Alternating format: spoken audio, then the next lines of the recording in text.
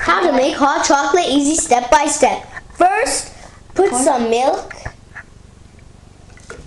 Then you want to get cocoa powder or any chocolate powder. Pour it in it. Don't pour too much. Then you want to put your stuff back.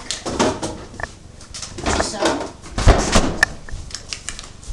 And then you want to put it in the microwave for about 40 seconds.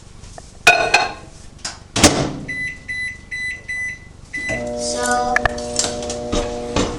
While this, remember to like and subscribe.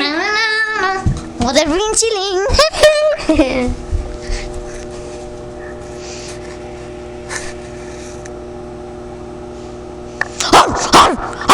And if you even want, add some sugar. Yeah, you can. Because it gets better with sugar because it Hi, show sweet. Bye. No. What?